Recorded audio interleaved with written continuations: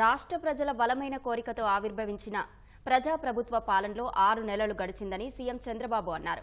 నిర్బంధంలో, సంక్షోభంలో, అభద్రతలో గడిపిన గత 5 ఏళ్ల కాలాన్ని ప్రజలు ఒక పీడకలగా భావించారని సామాజిక మాధ్యమం ఎక్స్లో పోస్టు చేశారు. తమ అభివృద్ధి కోసం, తమ పిల్లల భవిష్యత్తు కోసం ఎన్నో ఆశలతో కూటమి ప్రభుత్వాన్ని ప్రజలు ఎన్నుకున్నారని తెలిపారు.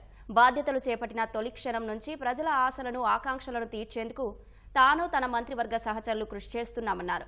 ఈ 6 నెలల్లో గాడి తప్పిన వ్యవస్థని సరిదిద్దామని సీఎం చంద్రబాబు పేర్కొన్నారు.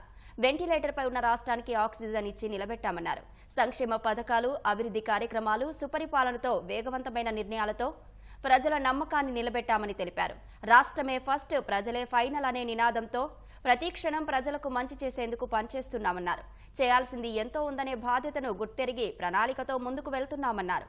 ప్రజల ఆశీస్సులు, భాగస్వామ్యంతో స్వర్ణాంధ్ర 2047 విజన్తో ఆంధ్రప్రదేశ్ను నంబర్ 1గా నిలబెడతామని సీఎం చంద్రబాబు స్పష్టం చేశారు.